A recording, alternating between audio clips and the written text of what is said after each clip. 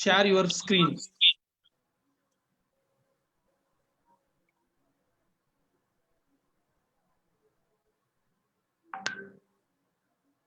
Facebook.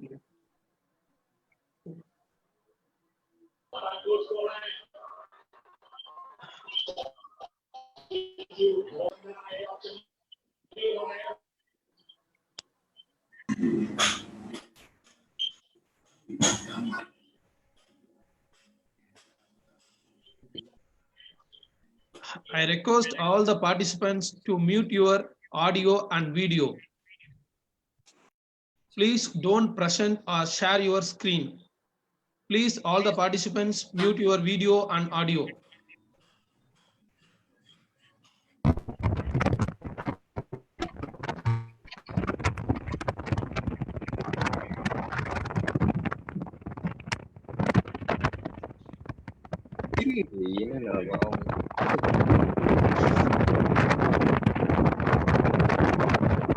Dear participants, please mute your audio and video.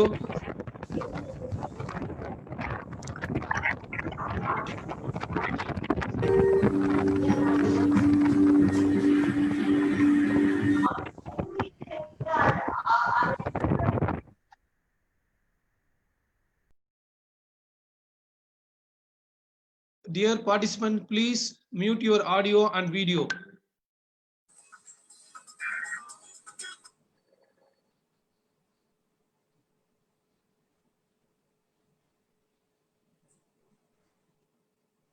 Hello. சொல்லுங்க sir. கேக்குது sir. Hello. கேக்குது sir. Okay sir, very good sir. Sir இப்போ யாராருன்னா நீங்க வந்து ஜோதி Sivagnanam sir இருக்கார்ல, அவரை வந்து அன்மியூட் பண்ணிடுங்க. சிவஞானம்.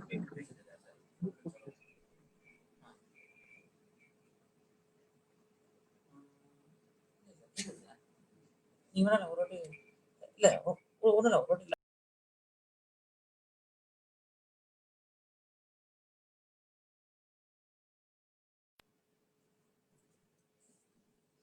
கேக்குதா இப்போ?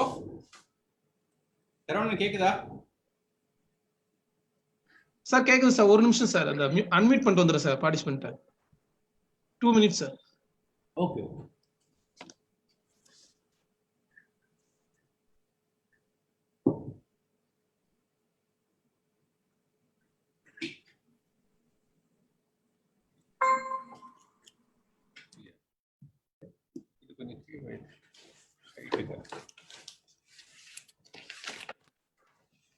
Sir hello sir. Sir 2 minutes ஆகுது. நம்ம பிரின்சிபல் சார் வந்து அன்மியூட் பண்ணிருக்காரு, அவர் மட்டும் மியூட் பண்ணிட்டு வந்துடுறேன் சார். ஒரு நிமிஷம் சார்.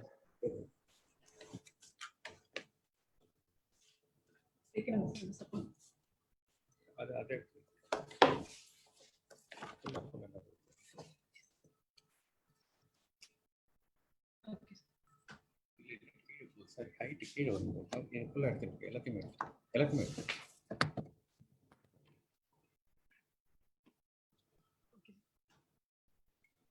பின்னாடி இதுக்கு மட்டும் கொஞ்சம் ஹைட் என்னது ஃபுல்லாக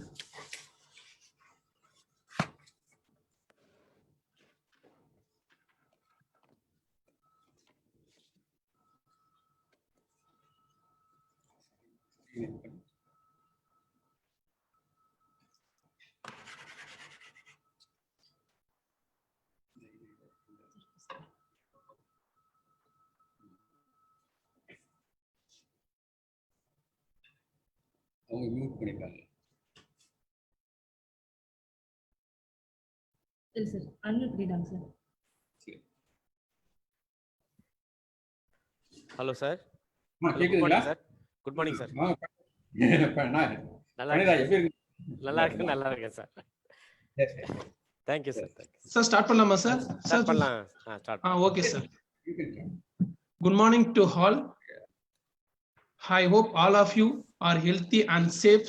Let us start with even today Tamil Thai வாழ்த்து.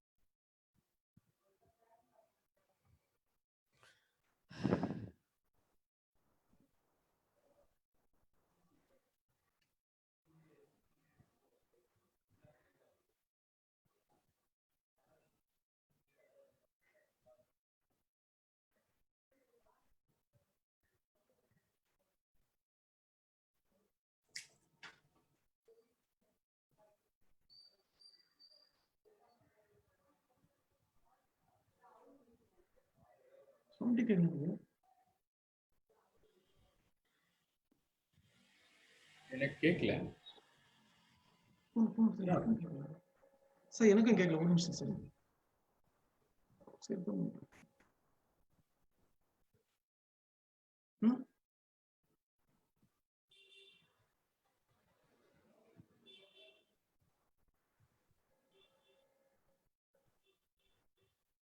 சார் தமிழ் தவிர்த்து சவுண்டே கேட்கல சார்.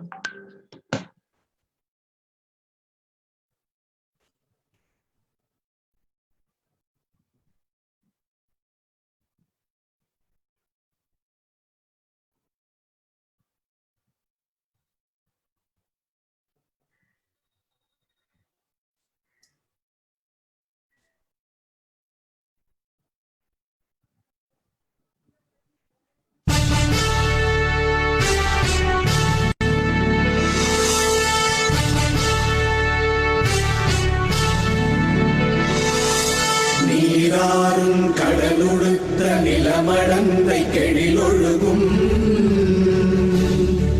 சீராறும் மதனமென நிகழ்வரத கண்டனிதில் எக்கணமும் அதில் சிறந்த திராவிடனல் திருநாடும் தக்க சிறு திரை நுதலும் தரித்தனரும் திலகமுமே அத்திலக வாசனை போல் அனைத்துலகும் இன்பமுற எத்திசையும் புகழ் மணக்க இருந்த பெரும் தமிழனங்கே தமிழனங்கே உன் சீரிழமை திறம்பியந்து செயல் மறந்து வாழ்த்துதுமே வாழ்த்துதுமே வாழ்த்துதுமே.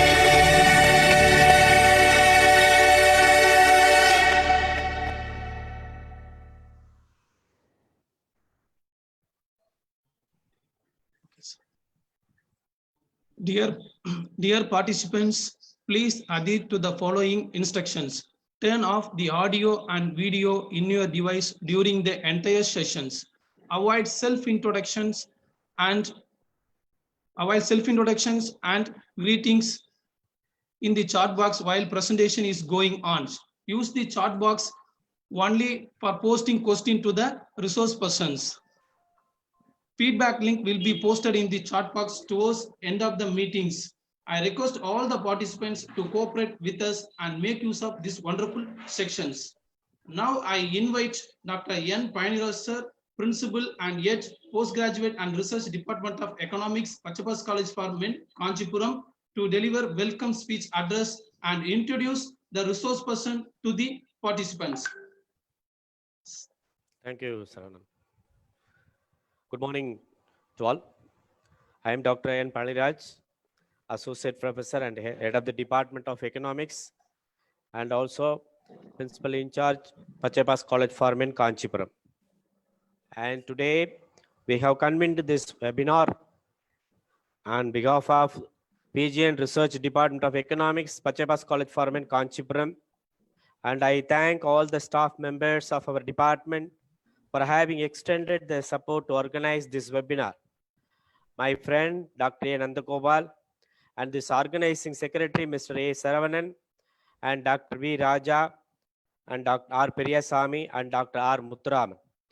The organizing secretary, Mr. A. Saravanan, took a lot of efforts in organizing this webinar and fixed the chief guest to deliver the webinar today.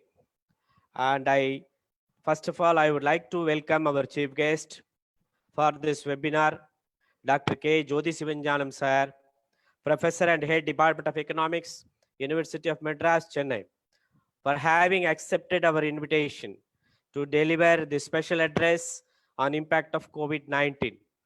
Dr. K. Jyoti Sivanjanam Sir, a chief economist and a dedicated teacher. Formerly, he was a teacher appointed in Pachapas College for Men, Kanchipuram. And out of his own efforts and hard work, he got selected in the University of Madras as Professor Head of the Department in the University Department. And also a researcher, and also served in various positions like in Planning Commission and other statistical department and also other departments during this tenure as professor, and on deputation also is served in many posts. Above all, Dr. K. Jyoti Sivanjanam sir is our mentor and educator and really a reformist. And also very recently, our chief guest, Dr. K.J. Jyoti Sivanjanam sir, has participated in many televisions during this COVID-19 about this impact of COVID-19 on the people and the economy also. And with these great achievements, I welcome you, sir, on behalf of Pachamas College for Men, Kanchipuram, and also our department. And I also welcome all the participants from various colleges who have registered to this webinar. Now the topic is very relevant today. The COVID-19 is now it is the right time to deliver this address by our chief guest, Dr. K. Jyoti Sivanjanam sir. And is right. Our chief guest will throw more light on this. And once again, I welcome one and all for this webinar. I thank Mr. A. Saravanan, Assistant Professor of Economics, who took a lot of efforts in organizing this webinar. And Dr. A. Nandagopal, my friend, is going to propose a vote of thanks. I also welcome him. Now, I welcome once again Dr. K. Jyoti Sivanjanam sir to deliver the address, the the national webinar on the impact of COVID-19 on people and economy. Now, once again, I welcome you, sir. Thank you very much. Thank you, Dr. Paniraj. Am I audible? Yes, sir. Yes, sir. Audible. Okay, fine. Thank you, sir. Thank you. Thank you, sir. Now I invite our resource person, Dr. Jyoti Sivanjanam sir, to take over the session. Thank you, Dr. Saravanan, Dr. Padway. I thank the principal of Pachamas College for Men, Kanchipuram, Dr. Paniraj, and the organizer of the event, Dr. Saravanan, and Dr. Nandagopal, and other faculty members of the Department of Economics, Pachamas College for Men, Kanchipuram, and dear participants. I feel happy to deliver this lecture. It is a timely to organize. See, this pandemic is once in our lifetime. We never have encountered this type of challenge. So it has got a serious impact. We have given a title that its impact on people and the economy. So this impact can be categorized into three types of crises. Though it has got effects on the lives as well as lives of the people as well as on the economy, we can classify them in terms of three major shocks to us. One is health shock, and then the economic shock, and then a shock about the future or uncertainties. You know, in economics, uncertainty creates havoc. So there are a number of uncertainties. So these are the three major shocks we have got because of this disease. I thought we can explain these three shocks one by one. So to proceed with the health shock or health crisis and the economic crisis, see they are in the form of a trade-off.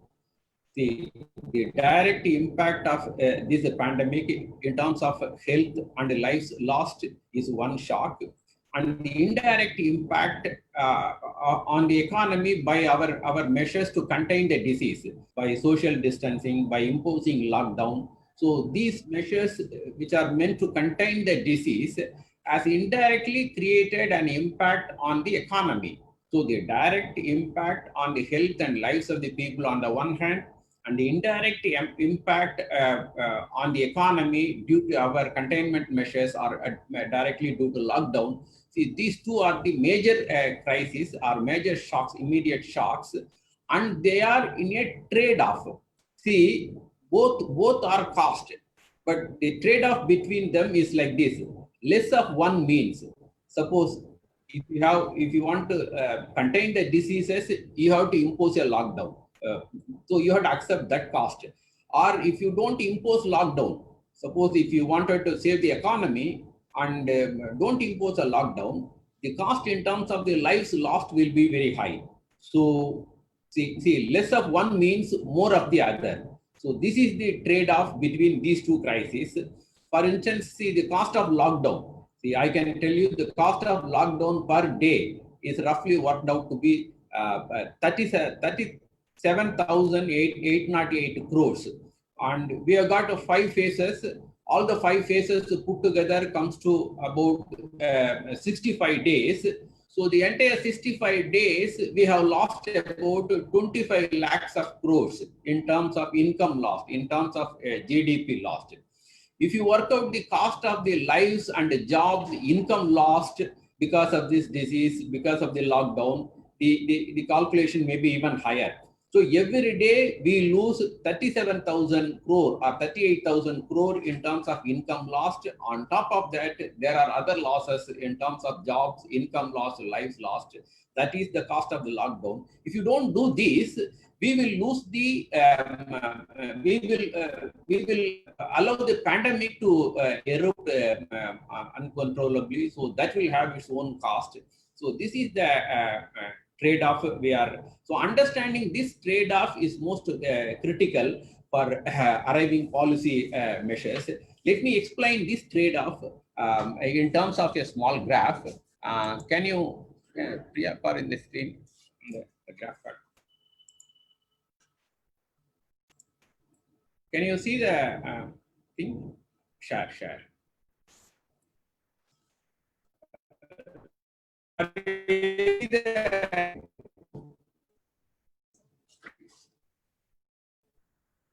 Now, graph on the left hand side, suppose if we don't have containment policies, what will happen? See this graph on the y-axis will show the number of new cases per day. Per day, how many new cases are coming? On the x-axis, the number of days. So see, if suppose without containment policies, I mean without lockdown, what will happen? See, look at the red curve, the total new cases. See, this is the red curve, total new cases without containment policies. What will happen? This bar, this horizontal bar, is the number of hospital beds available for serious cases or ICU or our infrastructure. See, our infrastructure is given. So this black line shows the availability of our infrastructure. For instance, the number of beds or intensive care units. Now, if we don't have a containment policies, the total number of new cases will sharply increase. That will put a heavy pressure on the available medical infrastructure. So the number of cases requiring intense treatment may exceed our infrastructure. So that means we have to ration. It happened in Italy. We have to ration the medical facilities. We have to prioritize. So like that, elder people sacrifice their life to protect younger people in Italy. So this type of things will happen. Now on the right hand side, with the containment policies, what will happen? This red curve will get flattened. See, if you pull the days by containment policies, by social distancing, by lockdown, so the spread of the disease will be limited. It won't increase, spike at a faster rate. When it is contained because of the lockdown, the curve, the number of new cases curve will be like this. On the right hand side, another graph you can see, the blue curve. So the number of cases won't increase, but gradually the curve will be flattened to some extent relatively. And the dotted line below that shows the number of patients requiring for the intensive care unit or medical facilities or ICU. So that will be within our infrastructure available. So this is the difference. And then the next slide. See another slide I will show you. See, this shows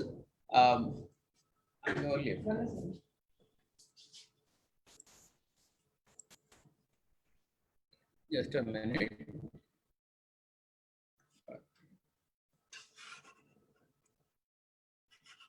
Just a minute. Okay.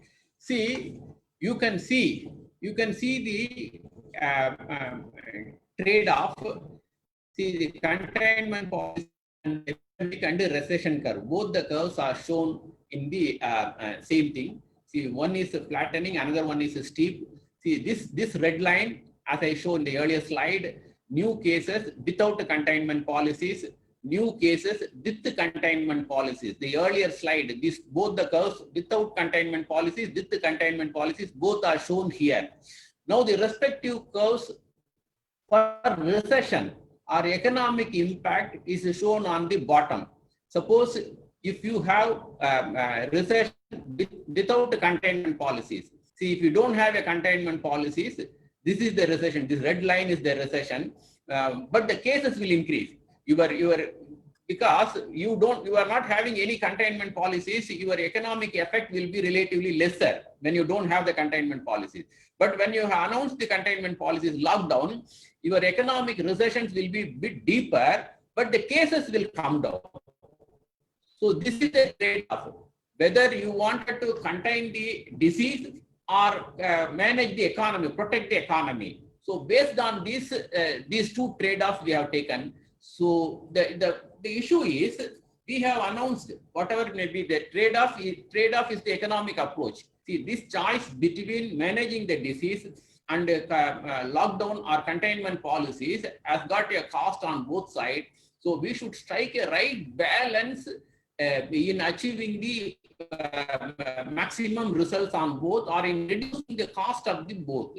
So for that, what we should do actually is we should declare lockdown, contain the disease, flatten the curve for the number of cases requiring the intensive care or medical facilities. So that during that time, when we announce lockdown, during that time, you have to test, you have to screen, test, trace the contacts. You have to test the patients and trace their contacts, test them again, quarantine them. So that way, the lockdown period should be intensely used to manage the disease. So that is the only way we can control the spread of further diseases. So how far we have succeeded in that, we will see later. But before going to that, let me explain the impact of the lockdown by using our flow chart. See, the two-sector flow charts you would have, most of the teachers would have seen in your elementary textbook, economics textbooks. Just a minute. So this is the flow chart. See, this is the households. I'm using the cursor pointing the things you can see on the screen. See, this is the household. This is the businesses. Households will give their services or factors of production, land, labor, capital, organization to the businesses, for which the businesses will pay the factor prices like wages, salaries, etc.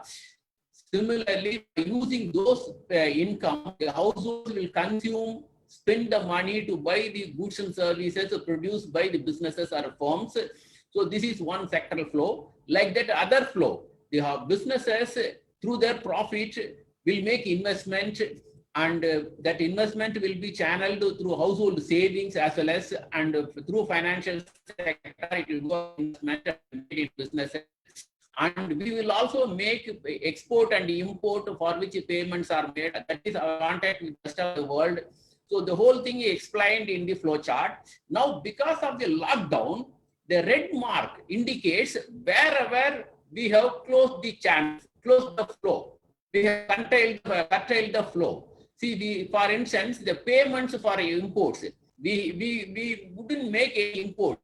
The international borders have been closed, air traffic has been closed, all international travels have been closed. So we cannot make any export or import. So these two channels have been closed. Otherwise, the international demand shock and the international import shock as well as export shock, both are. Our economy, our Indian economy has got integrated with the rest of the world economy by 44–45%. That much we are integrated with the rest of the world economy. Now both import and export together is closed. No, there is no income or anything in export and import. So this one thing. Another thing, the layoff. Immediately after the lockdown, the companies are laying off the staff. Even a couple of days before, we have seen Uber is laying off a number of hundreds of workers. Cognizant is laying off number of workers. SMEs have immediately the day one they have laid off many workers.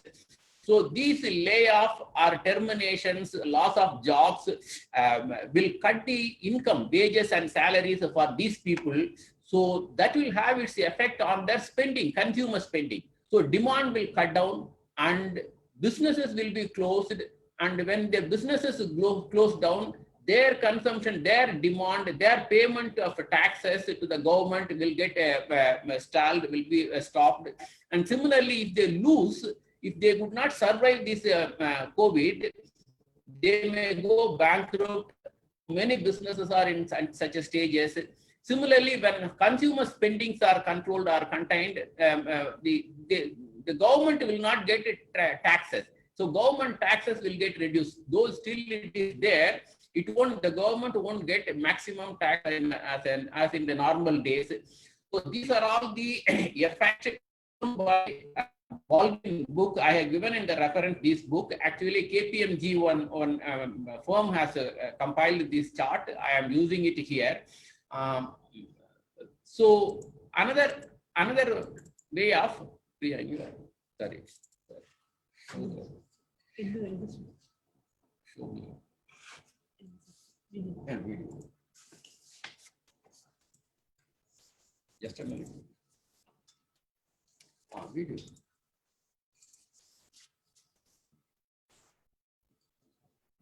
Oh, start video. Yes, start video block.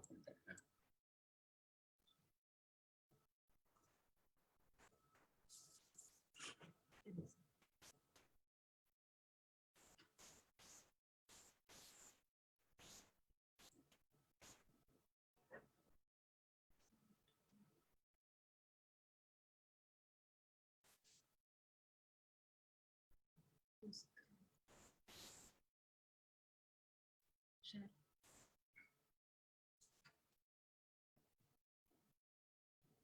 Saravanan? Hello, Saravanan, கேக்குதா? Sir கேக்குது sir. Hello. Picture தெரியுதா? Sir உங்க picture தான் sir தெரியுது. அந்த window screen பாப்பா இருக்கு sir. நம்ம power point presentation.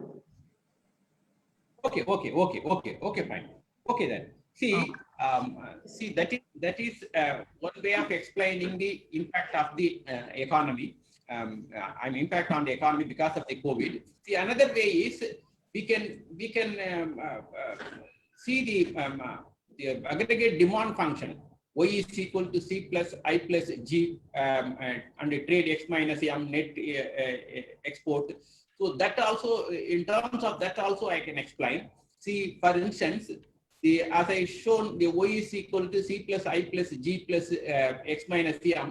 The X minus M is almost 99% crashed, and then investment has also crashed. Because of this, when the investment crashed and the import crashed, supply also crashed, and the employment chances, the companies have been closed. They don't make any investment demand. They don't pay any income and wages, salary. They terminate staffs, and people lose jobs and income. So that will have its serious effect on the consumption also. So all this has got effect on the GDP. Now, this is the time where government should intervene.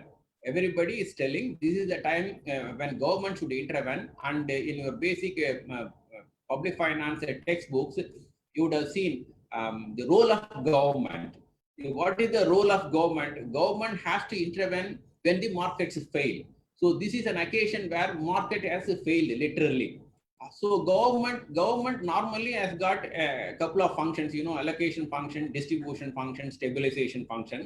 Now providing this, addressing this COVID is a public good in a sense that this is a disease. I have this disease.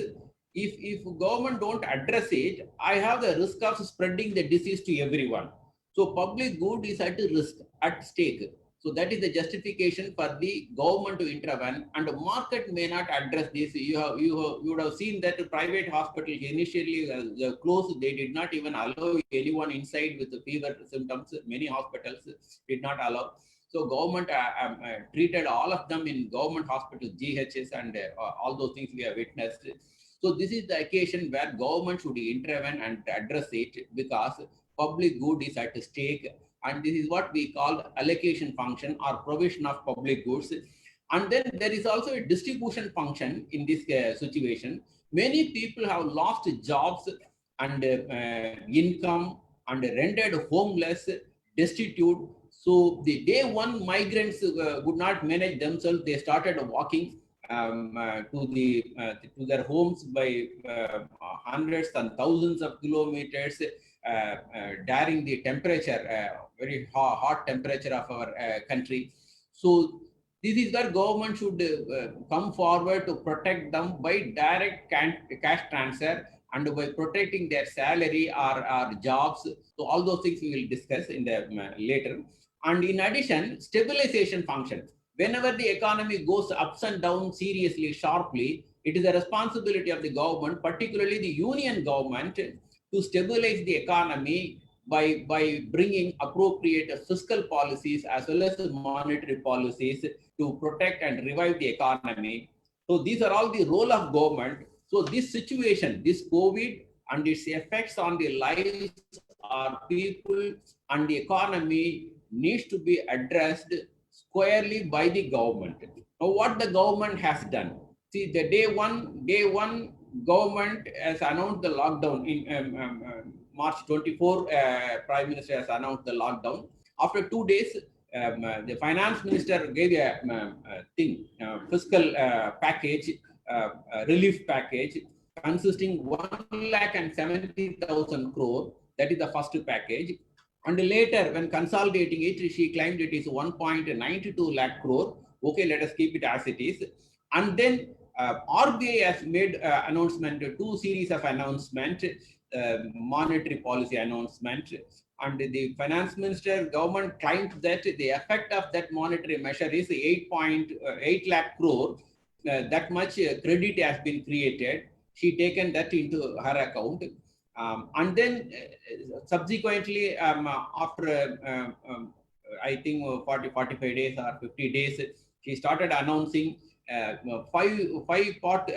Prime Minister announced 20 lakh crore. So after these two announcements, Prime Minister announced 20 lakh crore stimulus, and the details will be given by the YFM. So YFM announced the details in 5 parts.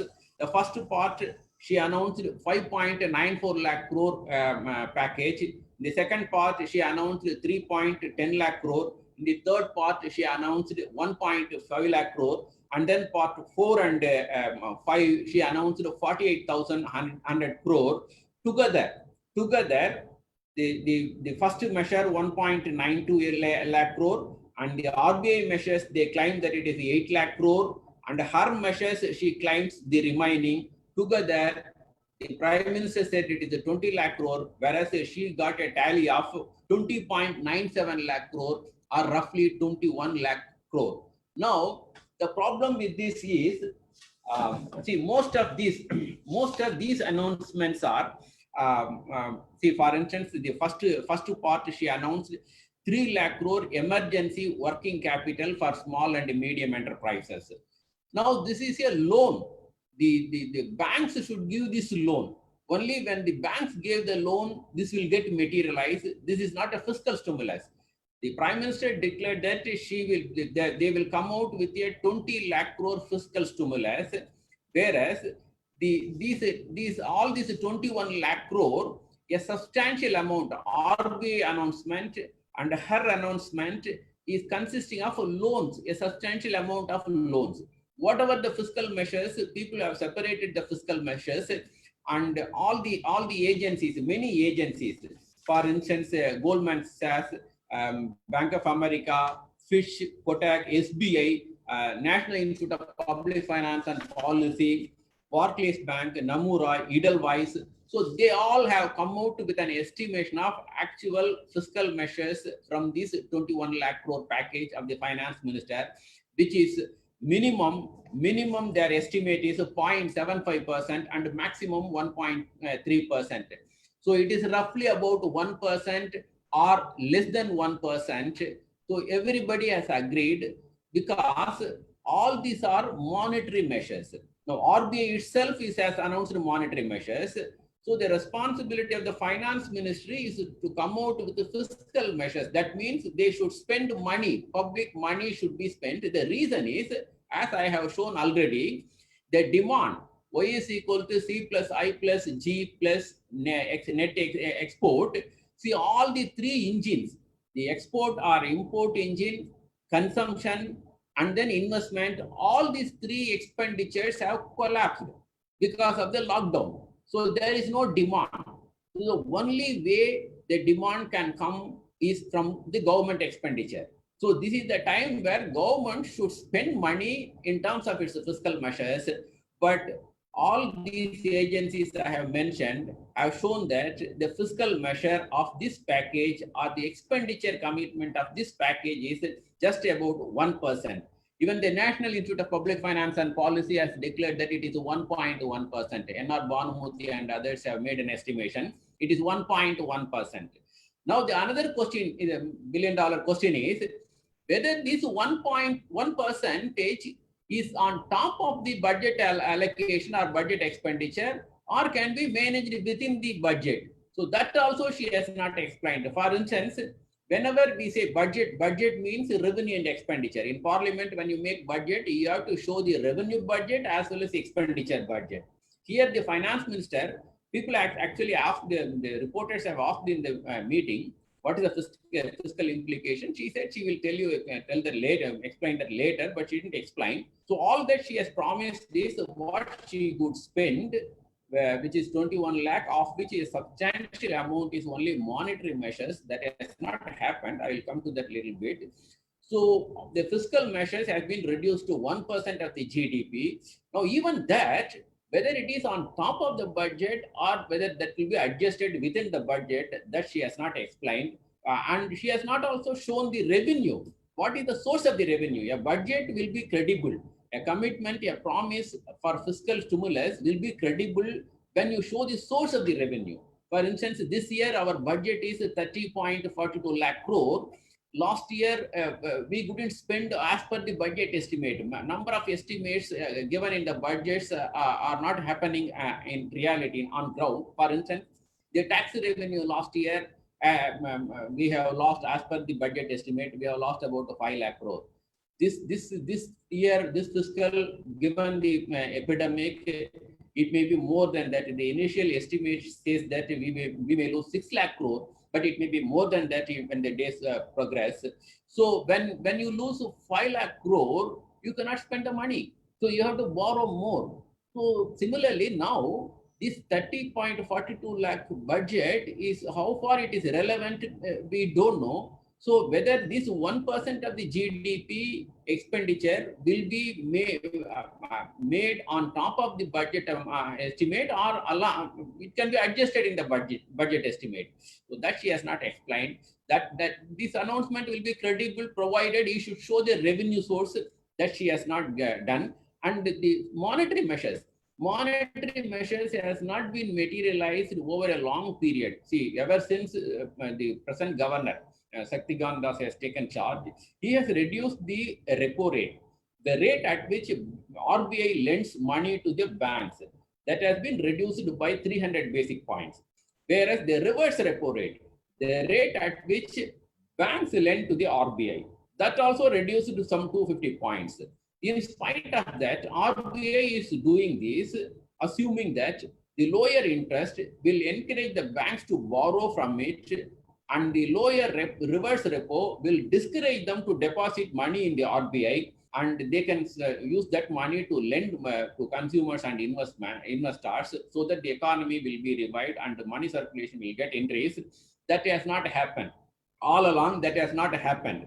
So even now, during the last two announcements, the RBI has reduced repo rate by 115 basic points, two announcement, 155 basic points reverse repo rate. Instead of increasing the money circulation, to our surprise, to everybody's surprise, even to RBI surprise, the banks have deposited their surplus into the RBI on reverse repo account.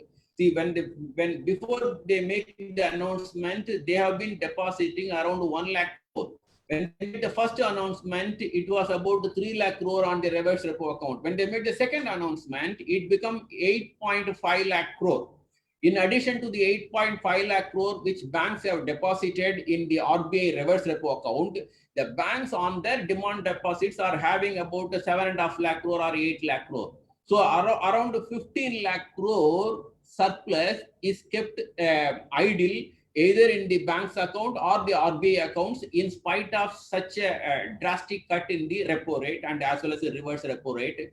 So that shows that the credit creation, the monetary policy has failed to stimulate the money circulation or credit creation. There are a number of reasons for this monetary failure. The first reason is most of the banks are facing serious crises.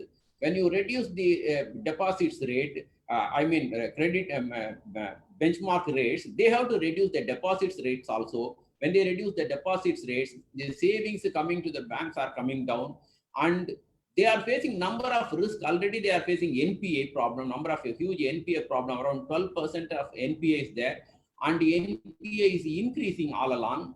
And the risk perception of the banks have increased because of the COVID, because they don't know how many will survive after this heavy impact of the COVID. So they are not, their risk is the risk they are facing is very high.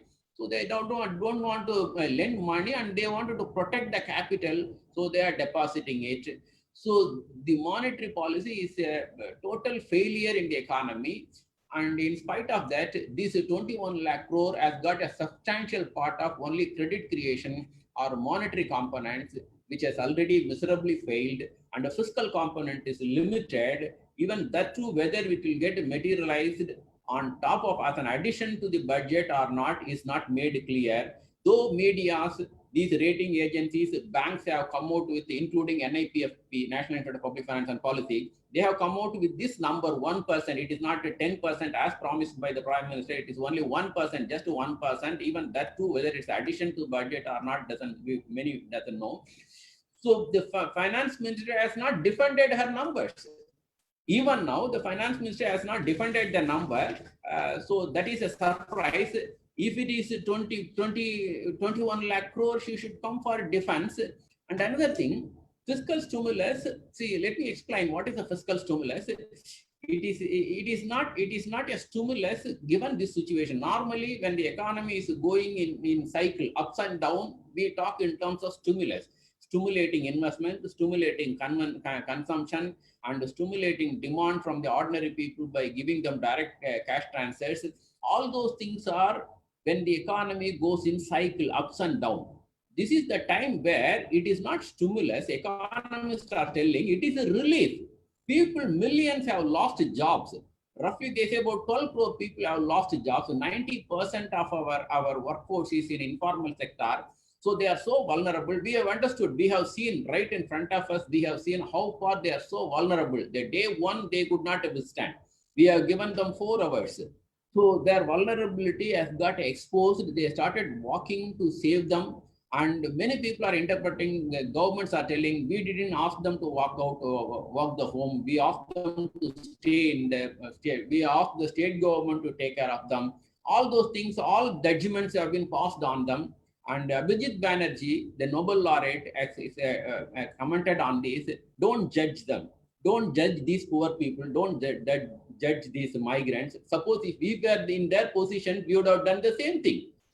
So we don't know what are their terms and what are their situations, what are the choices, how their choices have been narrowed down, because they don't have any other choices. Look at them, just 4 hours. We are given 4 hours, 8 o'clock, by 12 o'clock, the lockdown imposed. So before the announcement, trains have been stopped. So having given 4 hours, that too without trains, they have been migrated throughout India. How will they move? And to stay here, the employer may not give place to stay and food and other things. So we should be in their position to understand their choices. So he said, don't judge them. So it is a relief.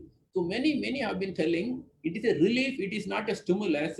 So the union government should attempt to compensate for the job and income losses for the individual as well as for the MSMEs.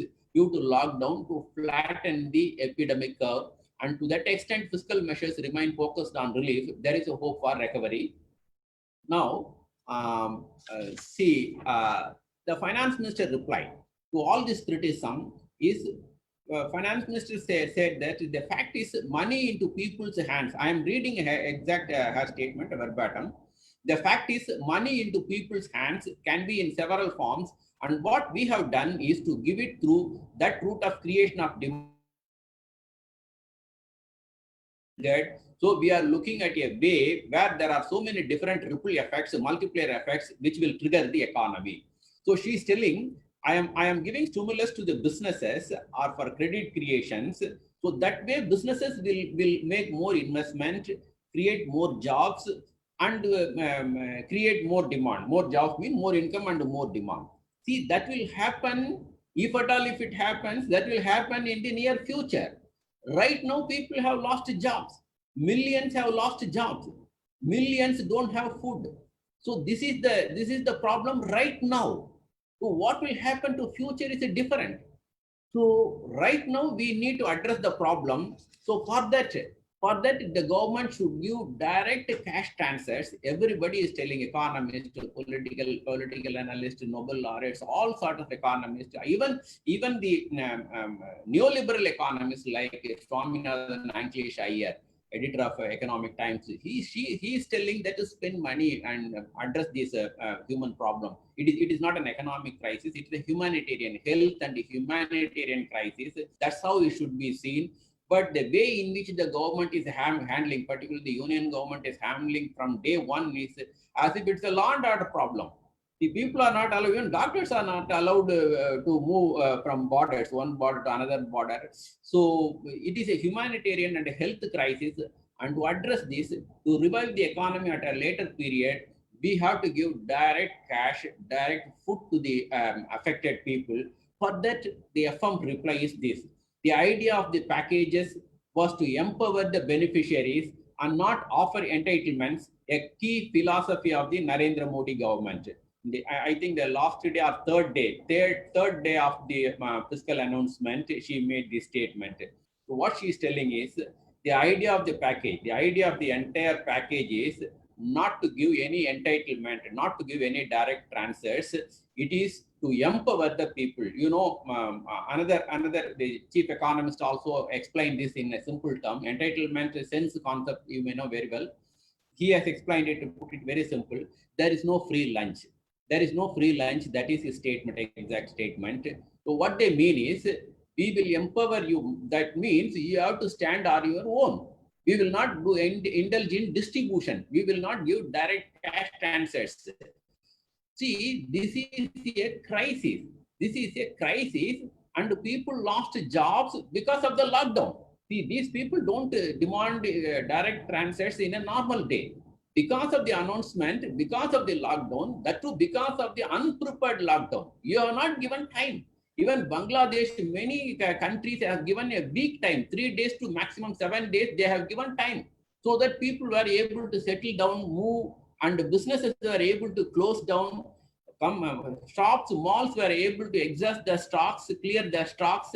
So many losses would have been prevented, business losses, people's losses, ordinary people's losses, many would have been prevented had you announced this lockdown with full preparation, complete preparation, and giving time, adequate time for people. That has not happened. But now she is telling that we are not here to give entitlements, we will only empower beneficiaries. But again, still the criticisms have been continuing. Now, because of this policy, what happened? What happened is the economy has got shattered, and there are a number of estimations. The SBI, the number of estimates, Priya, it is this slide. Show this slide.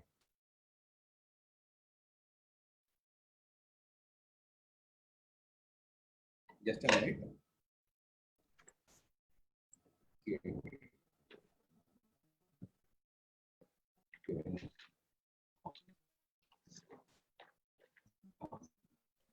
Yes.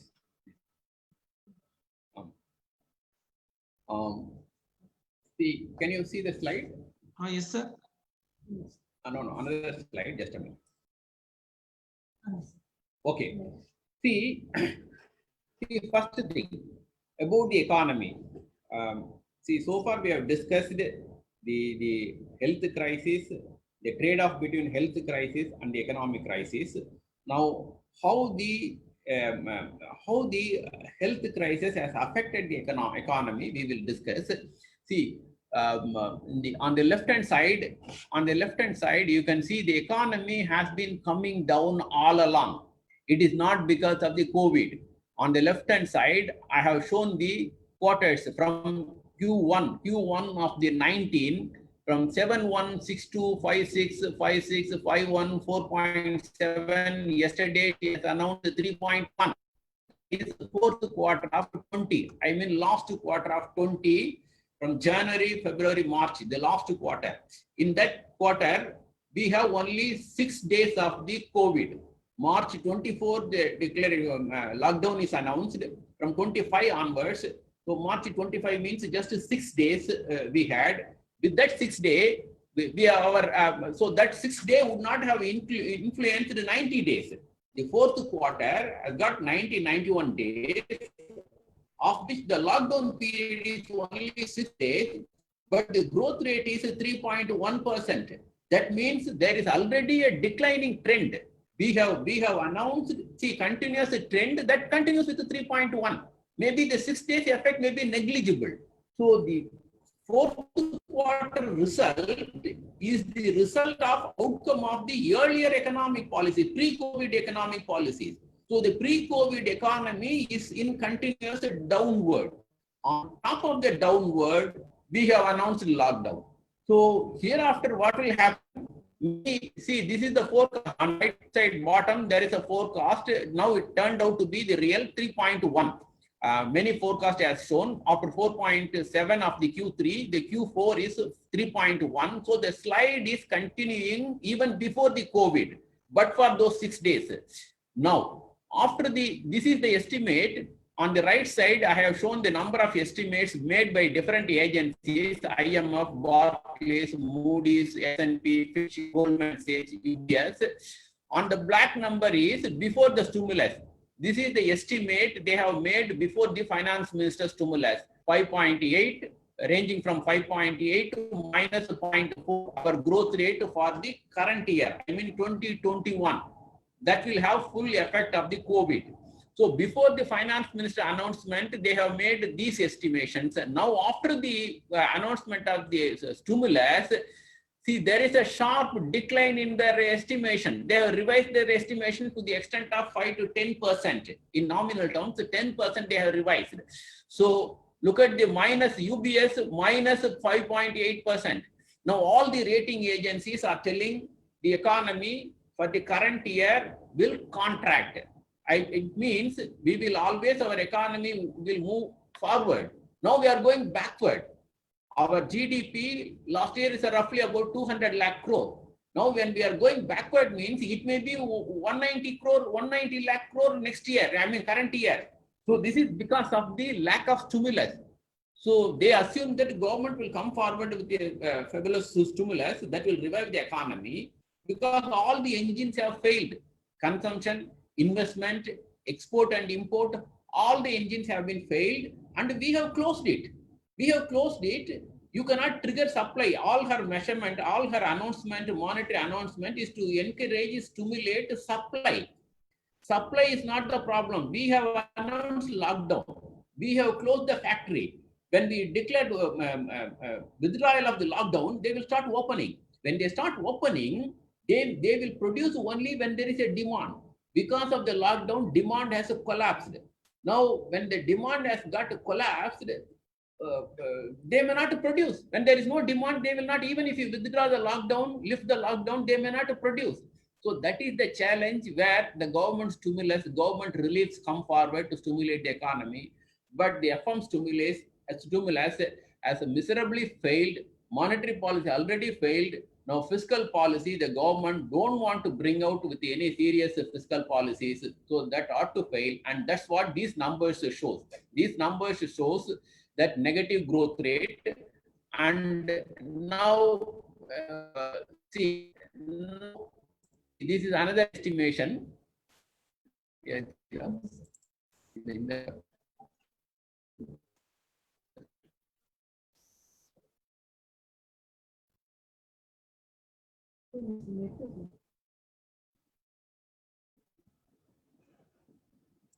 Okay, well, yeah, there.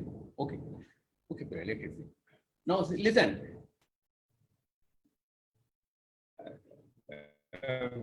Saravanan, can you see the graph? Sir? Can you see the Yes. graph? Can you see the graph? Yes, I'm sir. Yes, showing? sir. Matters of, yes, sir. Okay. Okay. Okay. Okay. See, okay. Yeah, okay. See, now I will see the COVID will have a serious impact. It had a serious impact on the demand side more than the supply side, because supply side we have announced lockdown. So until we lift the lockdown fully throughout India, the partial lockdown here and there will not help, because we have got a supply chain all over India. So the entire country should be opened, transport should be revived. So then only the supply side will come back, provided if you keep the demand side alive. There should be a demand. Now there is a demand collapse. Now because of that demand collapse, even whether the economy will revive, and in the absence of a stimulus, which based on direct cash transfers or safety, social security norms, protection of jobs and other things, whether the economy will revive or not is uncertain, highly uncertain. So all the agencies predict contraction, and including RBI predicts the contraction. RBI, this is the first time RBI is supposed to predict about inflation. What is the future inflation? RBI should be able to say. But this is the first time that they said it's uncertain, the outlook is uncertain, and they have not even a growth rate. They said it is a negative, the demand has collapsed. The impact of the COVID is more than our expectation. The Monetary Policy Committee says, and the demand collapsed, this is the word, and there is a gravest risk for the economy. In spite of all those negative terminologies, they are not giving a growth rate. They said it will be negative, but how much they are not given. But there are agencies, SBI says it is minus 6.8. The economy will contract by minus 7%, roughly about 7%. So this is the effect of the stimulus. So definitely the FM should come forward with the stimulus. And what should be the nature of that, I will give you last. Now there is the third dimension of the shock is uncertainty. See, economy won't prefer uncertainty. That when there is an uncertainty, people will not, investors will not make investment, because when they don't know about what will be the demand, what will be the impact of the disease, when the disease will be over. See, the number of uncertainties. For instance, the day one, the Prime Minister declared that 21 days is necessary to contain the disease, to flatten the curve. Now, after 21 days, again it is extended, second phase, third phase, fourth phase. Now they are talking about the sixth phase. The committee, the empowered committee yesterday declared that fifth phase will be the cities, the high-risk cities, the red zones will be closed, will continue to be under lockdown. But that is the centers where we get our 60% of the GDP. The Mumbai, Delhi, Chennai, see, these mega cities are metropolitan cities from which we get our maximum GDP, are roughly about 60% of the GDP. So when they are under lockdown, again, the economy will not revive. But they are not talking about the economy and the trade-off I discussed about. No government is coming forward to discuss about the trade-off. See, what is the trade-off between the health shock and the economic shock? How they strike a right balance between this trade-off? How the decisions are made? What is their strategy? From day one, we said it is 21 days. And then it is second phase, third phase, fourth phase. Now we have completed 65 days until the fourth phase. Now we are waiting for the sixth phase. So what is the strategy, exit strategy? We have declared lockdown. That is uncertain. But even asking the question, who is framing the strategy? That means who is addressing epidemiological issue as well as economic issues together. See, the health ministry is addressing the health issues, and home ministry is addressing other things, the lockdown and other things. So we assume that it is economic issues. Now, who is integrating all these issues and arriving a strategy that is not so clear? Now, about the disease, we announced a lockdown when the number of daily new cases are low. Now it is increasing. Show the graph. See, China flattened the curve. That red curve I am showing through my mouse, that is China. That flattened the curve. Now we are surpassing China. Our saffron curve, orange curve is India. That is surpassed China. And the daily count. See, people are happy about recovery rate. The recovery rate, suppose the death rate is 3%, 97% will recover. So we are happy that 50% are recovery rate. That is not the rate to be considered. Similarly, the most important rate to be considered is daily cases. Our daily cases yesterday is 7,700 or something. Now, last week it is about 4,000. The current week it is more than 7,000 plus. Last week, before 2,000.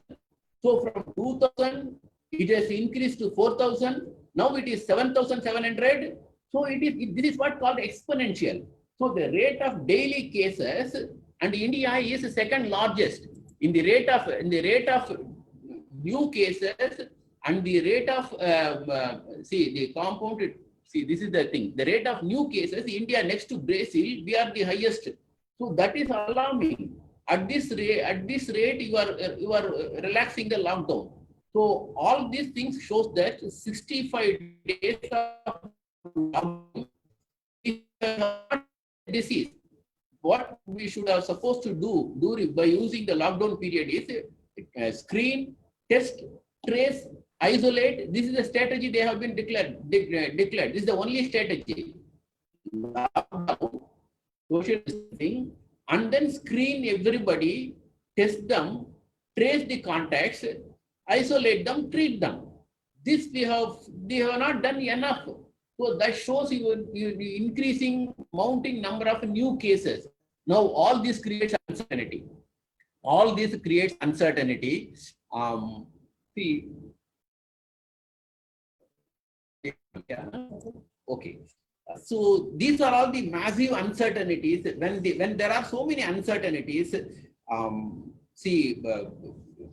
we cannot have anything concrete about the real economy. So RBI, see, as I said, RBI is highly uncertain. Level on RBI, the finance minister in the Financial Stability and Development Council meeting, she chaired the meeting, said that the ultimate impact of the pandemic and the timing of recovery are uncertain. The finance minister, this is finance minister, and the NK Singh, when we have so much uncertainty about the disease, how the rate of new cases will go, when you will lift the lockdown, when we will come out of it, we can understand there are a number of uncertainties, but the government should be able to clear many uncertainties, whereas they themselves is exposing number of uncertainties. That is why I found the NK Singh, chairman of the 15th Finance Commission, he is telling in a committee, there are high levels of uncertainty, both with regard to the course of the pandemic and the fiscal pressure on the economy and the trend of economic recovery. That is NK Singh, chairman, 15th Finance Commission. So the finance ministry expresses uncertainty and the FM expresses uncertainty. RBI fails to give clear inflation outlook and GDP growth rate, negative GDP growth rate, and it openly declares that COVID outcomes are uncertain and to be seen.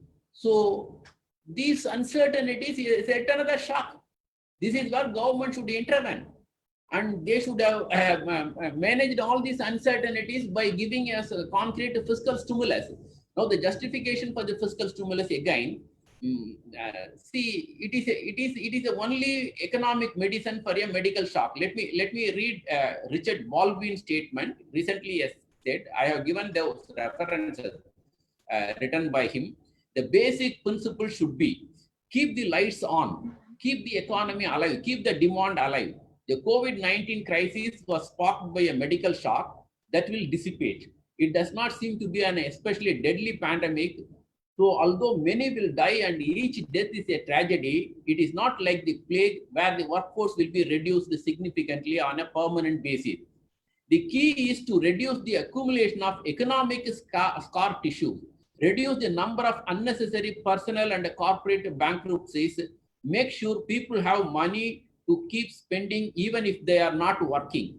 A side benefit of this would be to subsidize sort of self-quarantine that is needed to flatten the epidemiology curve. That is Richard Baldwin. Now what to do? The question is what to do. So another book he has written, the title of the book, subtitle of the book is Act Fast and Do Whatever It Takes. And Raghuram Rajan said more needs to be done and then do it faster. The speaker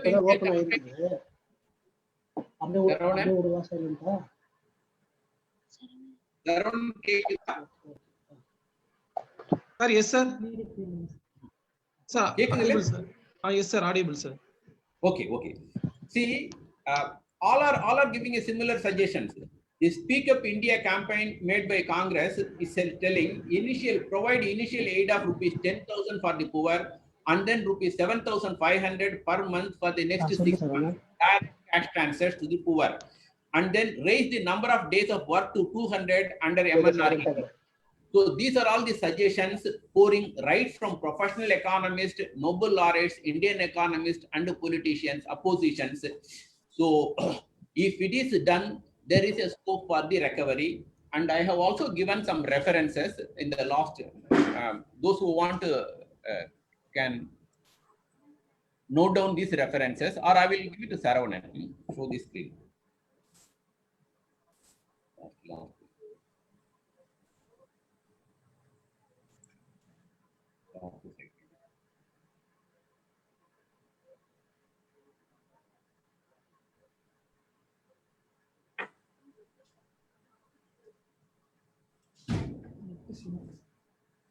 Okay.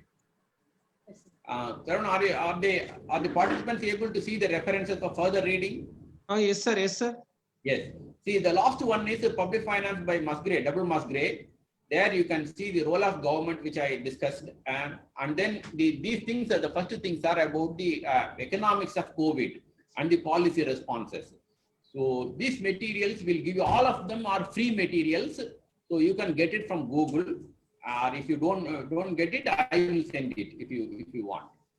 Now, if there are any questions, I'm happy to answer.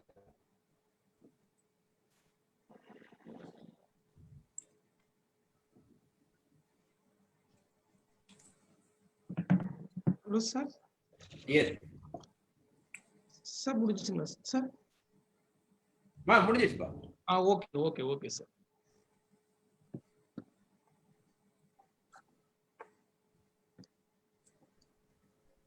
Sir, thank you for that elaborate and informative presentation on the effects of COVID-19 on people and economy. Now the session is open for question and answer. Participant can ask your question to the resource person.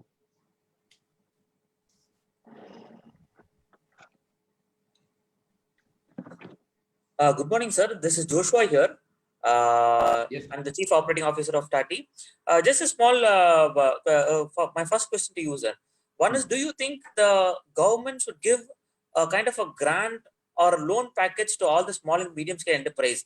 Because many countries, like from the US to New Zealand, even Taiwan, from the developed, underdeveloped countries, they are giving a lot of grants and stimulus package to the small and medium scale enterprise. But our government has not come forward for any kind of grant, not only even a loan.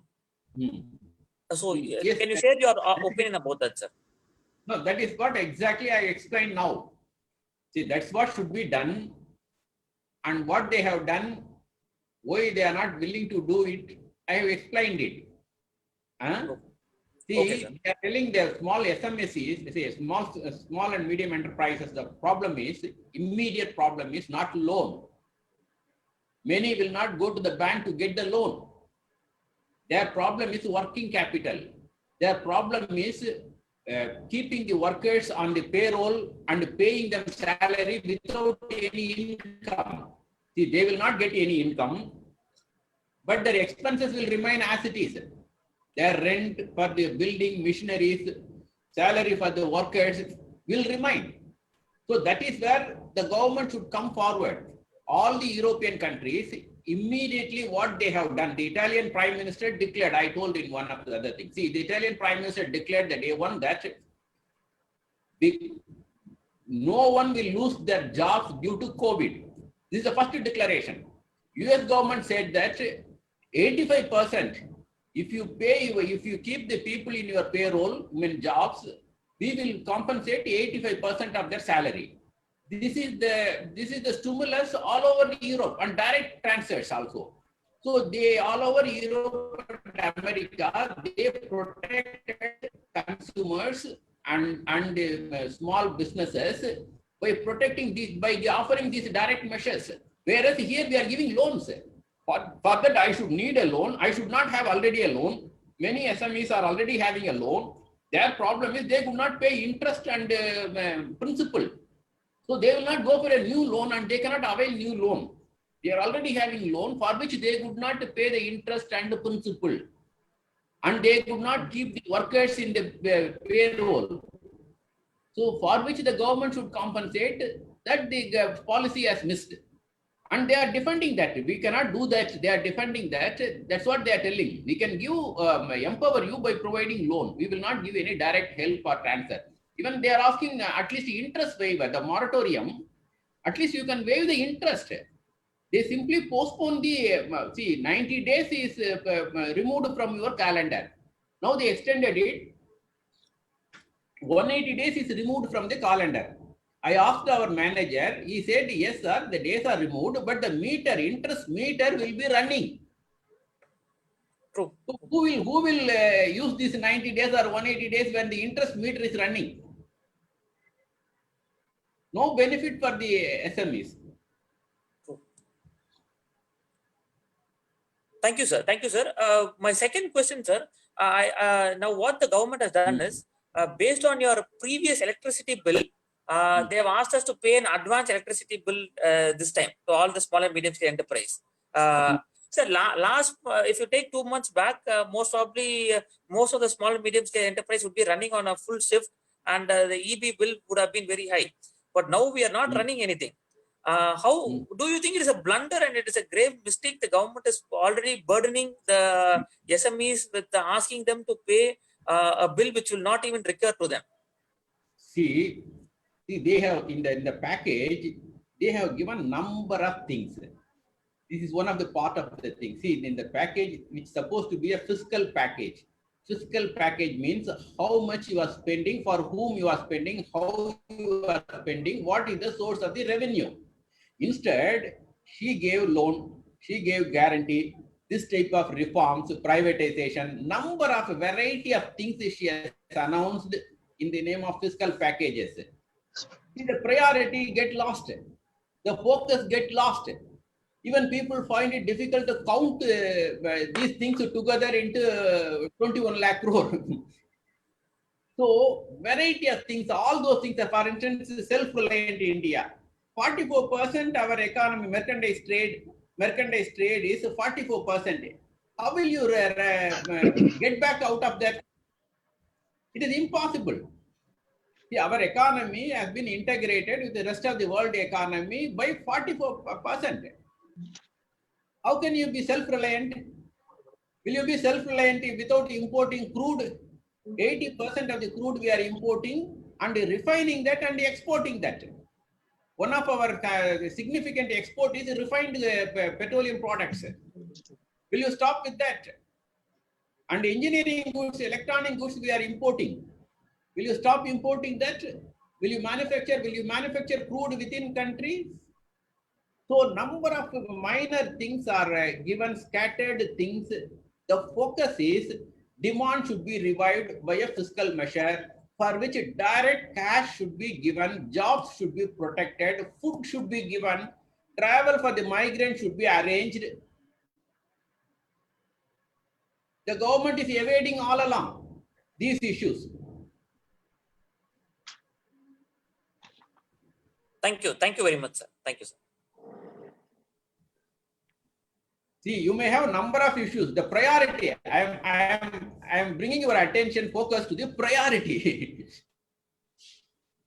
Your house is burning. Will you think about how the new building will be? What is the tiles for the new building? What is the immediate priority? Go on to a dose of the fire first. All these minor things are secondary, are not at all relevant. Sir, and a quick thought about Raghuram Rajan, what Raghuram Rajan said. He said it is more important that make for India is more important than make in India. So your quick thought on that, sir. No, earlier, see, that first thing, forget about Raghuram Rajan. The government earlier said make in India, now they are telling self-reliant India. That is diametrically opposed to each other. See, when they said make in India, their meaning is make in India, manufacture in India, and export it to around the world. Raghuram Rajan said, the manufacturing, we don't have that much advantage, but we have a huge demand. India has got a massive demand. So we need so many things. For instance, we are importing textiles, chappals. Is it necessary to import those things from China? Mass consumption. Why don't you manufacture them here? So what he said, we have our own demand. So make for India. Make in India, and instead of exporting for, instead of focusing on export market, focus on the internal market. There is a huge demand for number of simple things. So that's what he said. But whereas the government said, no, we will export, and now they are selling self-reliant India, which is diametrically opposed to that. They don't have a clarity. Thank you, sir. Thank you. Participant can ask your questions.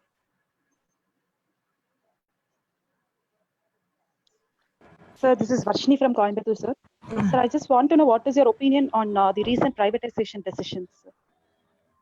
Madam, privatization. You are asking about privatization? Yes, sir, recent privatization decisions. Sir. What is your opinion, sir? No, again, as I told earlier, they give a number of issues, of which this is one. From 1991 onwards, we have been doing this privatization. And most of these announcements, defense privatizing, defense manufacturing, all those things are already announced. So what is the point in repeating them here in the name of a fiscal package? Policy reform is a continuous process. Policy reform is a continuous process. So we have been doing from 1991, for the last 30 years, we have been doing it. Now, whatever she has announced is not going to be materialized next day.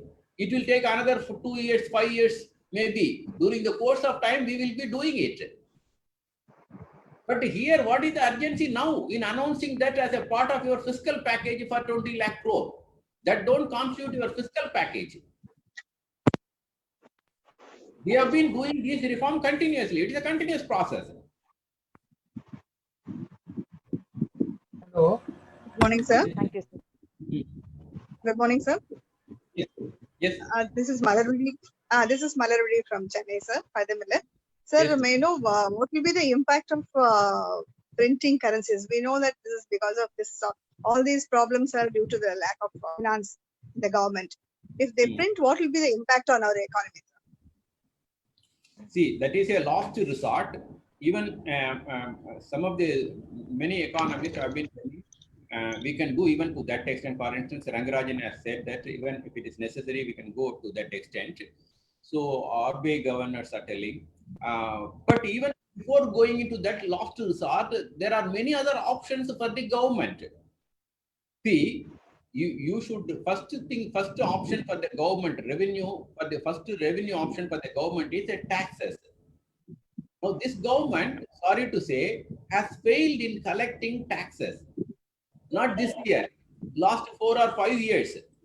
Last year budget, their tax revenue is lesser than for the targeted revenue by 5 lakh crore.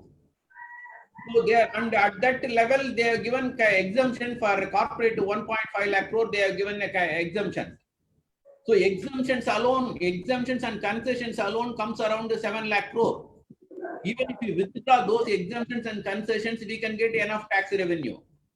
And some of the IRS officers, some 50 IRS officers have given some advice. They are Indian Revenue Service officers. They are the one who they have given some suggestions to collect revenue from the richer people, wealthy people.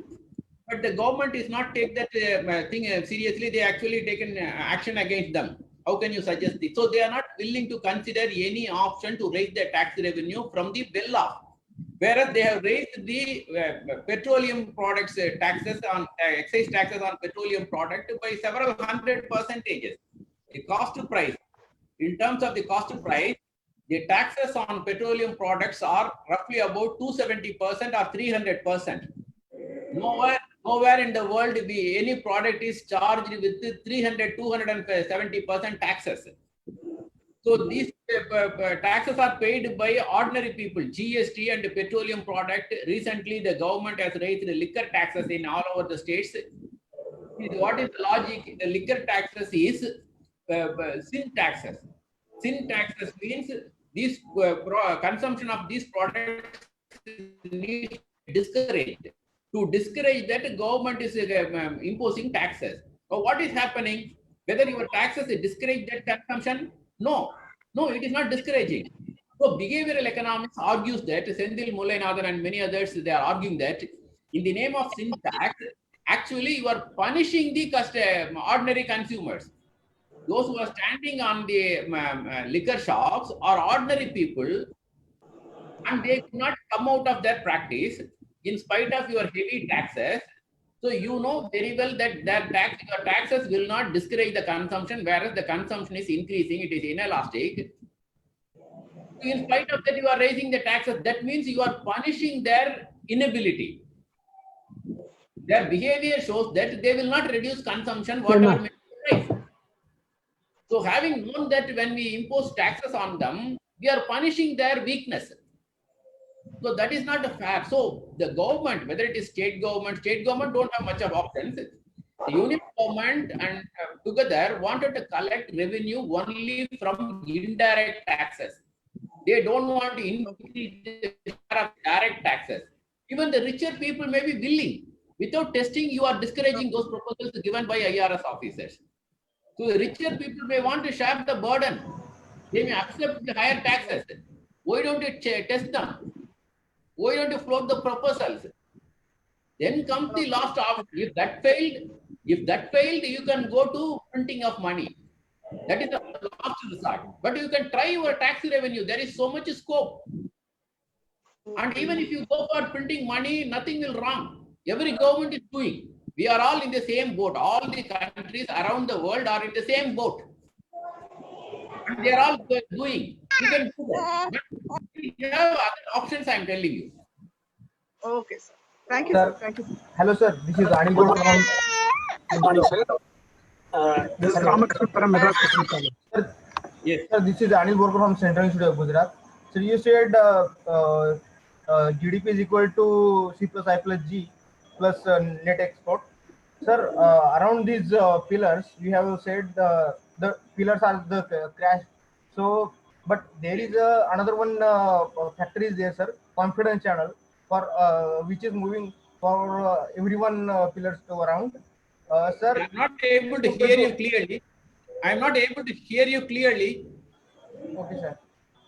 Hello, sir. Yes.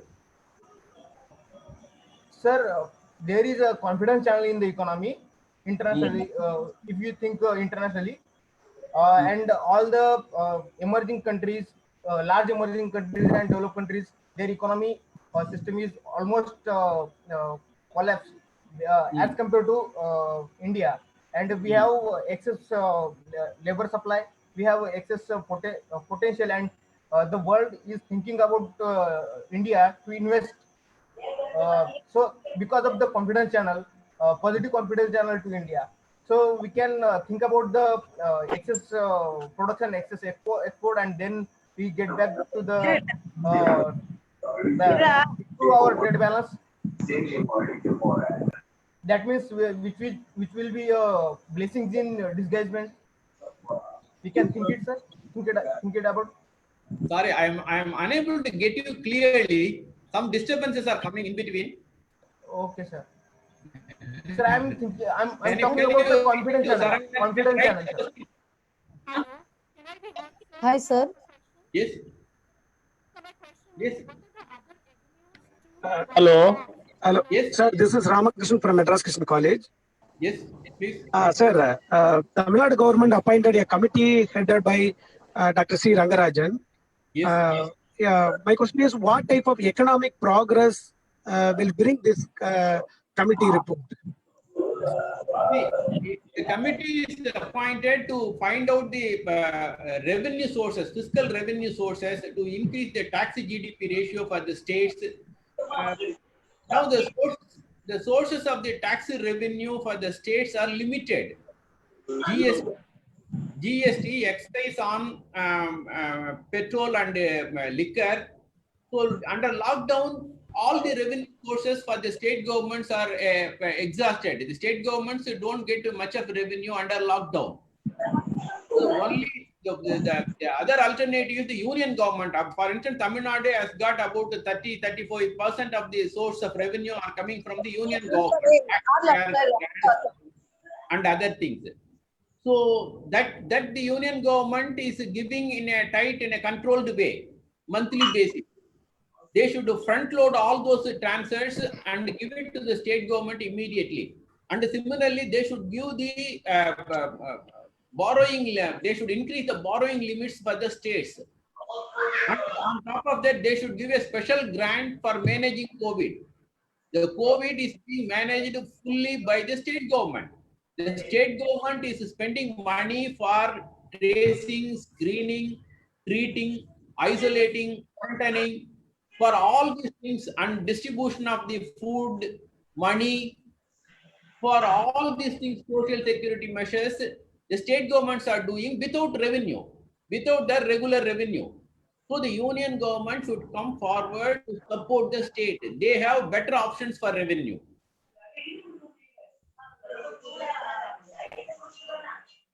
Hello, sir. Thank you. Thank you, sir. Hello, sir. Yes, Solunga. I am Karthian, sir. Yes, Solunga. Without injecting money, how the economy will develop, sir?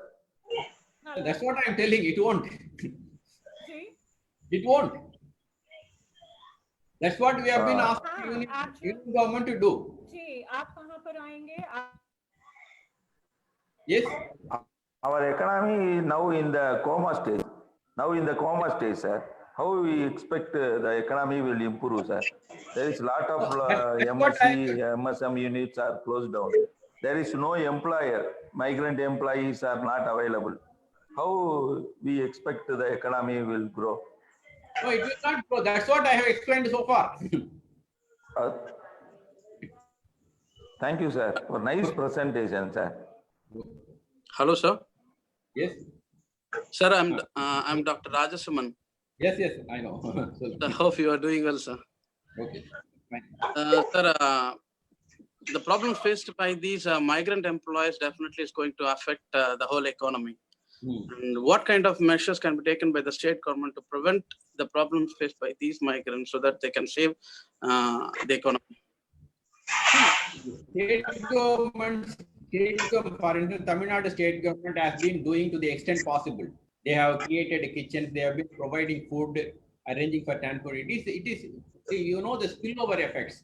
When public good provisions spill over from one state to another state, it is the responsibility of the union government. Now these workers has moved from one state to another state. It is not for a single state to manage that. So it is a responsibility of the union government to address this issue because they are moving from one state to another state all over India. It is a national problem. So the solution is give them direct cash. Give them transport, free transport. Supreme Court intervened after 60 days. Supreme Court intervened and asked them to provide free transport and food and water, everything.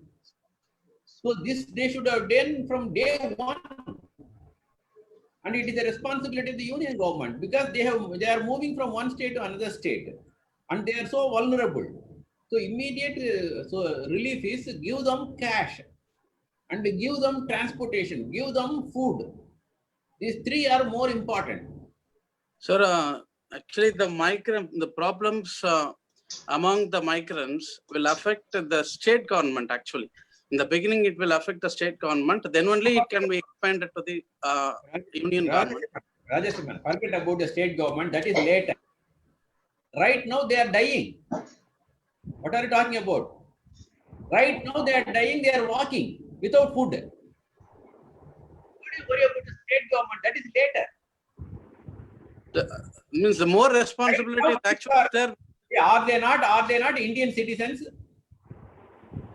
Definitely, sir. But we must be sensitive to them. But the They state are government, also Indians. They are walking without food. They lost the job. They lost income. They have been destitute. okay. All Okay. of that, it's important to protect them first. Okay. That means what I think is the state government can reach these migrants much easily than the central government. If they moved from our state to NH, National Highway to other states, how can we approach that too under lockdown? Okay. Thank you, sir. Thank you. Sir? Hello? Sir? Yes. Sir, the government has enormous fund collecting GST and all these things, excise duty, so much of money in the hands of the central government. Why the central government not willing to open the money in his hand? Only they provide us food and all these things, which was the government expected to inject liquid money, sir. See, I explained that in my lecture by using the finance minister's statement. I explained that in the statement why they are not doing it. It is because of their policy. See, first of all, both the government See, only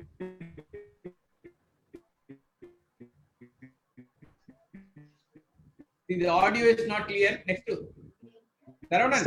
Sir? Yes. Sir, good morning. Sir, your presentation was very nice. Yeah, I'm not able to hear. Especially the trade-off you presented was very good. Sir, my question to you. Is it audible? Yes, audible. Yes, ma'am, yes. Yes, go ahead. Pencil, no, go ahead. Sir, my question to you is, yes, sir. My question to you is, if a person has already taken a loan and started the business, now as you said, he won't get a loan again. So can the private finances play an important role? No, loan, again, the demand for loan is different. At this time, they may not have a demand for a loan, new loan. Okay. See, when you want to start a business, you will need a loan. Okay, okay. Under So lockdown, you will try to protect your existing business. Okay, okay. So my question is again coming to demand side. Will this private sectors, I mean the financial sectors, will have any effect on the demand part? Will borrow to buy things. See, that's what, will that make a difference to our economy? See, manufacturing supply side, we have closed down. Supply side, we have closed down, lockdown. Okay, sir. So they will not supply Sir, until we lift the lockdown. yes, I'm not talking about the supply side. I'm coming to the demand side. Will the private financial institution That's what I'm will have an explaining. effect on the When demand? the supply side, that's what I'm explaining. See, when we are under lockdown, they will lay off, they will remove people from jobs. When they are continuously under lockdown, many of the companies will remove people from jobs.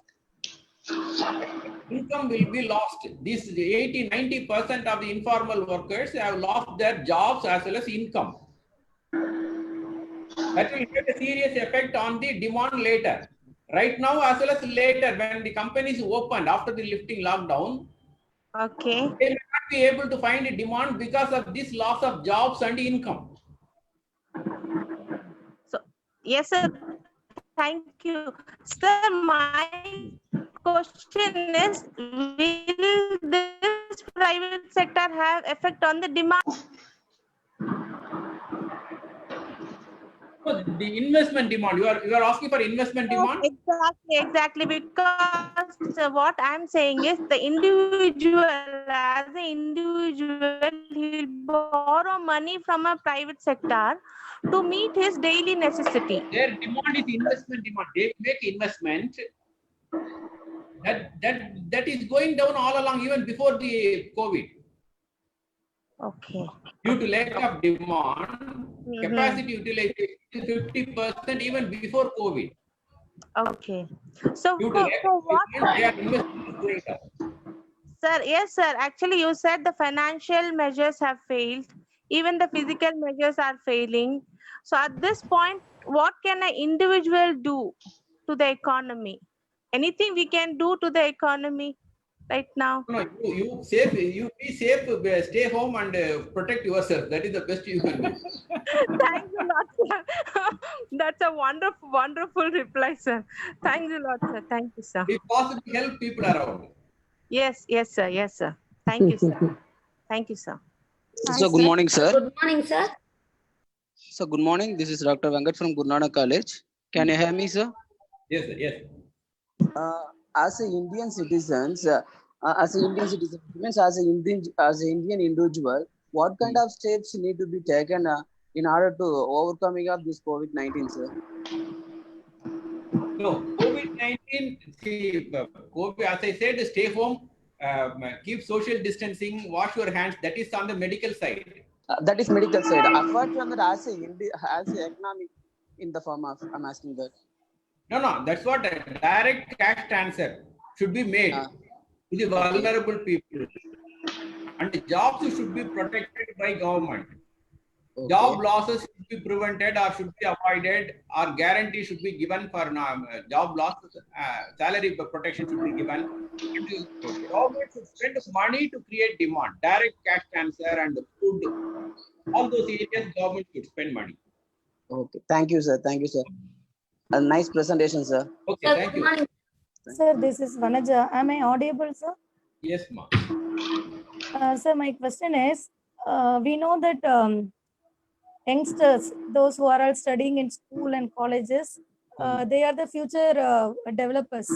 They'll show up our economy in future, isn't it? So they are getting training for that. But in the present situation, so we don't know how long this lockdown will be extended. Then what is the condition of them? What do you think about them, sir? Youngsters. No, youngsters should learn, keep learning. We have a number of sources. See, online learning. Now these things have come out, but they may not be a direct substitute for the real learning in a classroom. See, the students, suppose in a classroom, if they are not listening, I have a control over them. I can have a check on them. My presence will push them to learn. But during this type of interactions, those things are absent. Having understood those things, you should take personal effort to keep learning. There are a number of noise. I will see. Ronan. Participants, please turn on your audio. Sir? Yes, sir. Shall we wind up the session, sir? Yes. Thank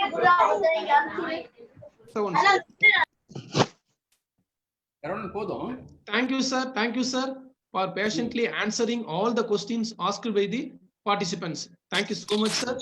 Now I invite Dr. Nandagopal, sir, Deputy Head, Postgraduate and Research Department of Economics, Pachabas College for Men, Kanjipuram, to propose vote of thanks. Okay.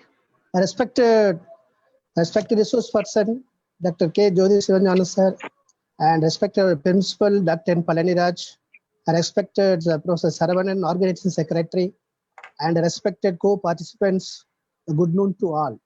It gives me immense pleasure to propose the vote of thanks for our respected resource person, Dr. K. Jyoti Sivanjana sir, Professor and Head of the Department of Economics, University of Madras. Sir, first I thank you for accepting our invitation in spite of your busy schedule and enlightening us on the impact of COVID-19 on people and economy. Sir is a scientist in the field of economics. And thank you, sir, for your elaborate and informative presentation. I also thank our beloved principal and management of Pachapa Trust for giving us an opportunity for conducting this webinar. Thank you, sir, for your continuous support in all our endeavors. I also thank to Professor A. Saravanan, Organizing Secretary of this great national webinar. He is the first person to initiate this webinar, and he has taken all the steps to complete this event with a grand success. So thank you, Professor and Saravanan sir. My heartful thanks are due to all the participants from different disciplines and from different parts of our country for your overwhelming response and making this event grand success. I wish to place on the record the technical help and support rendered by Mr. Joshua and his team from Tamil Nadu Technical Training Institute. Thank you all once again. Thank you. Thank you, sir. Once again, I request all the participants to fill the feedback form and submit for getting your e-certificates. And I thank all the participants for joining the webinar.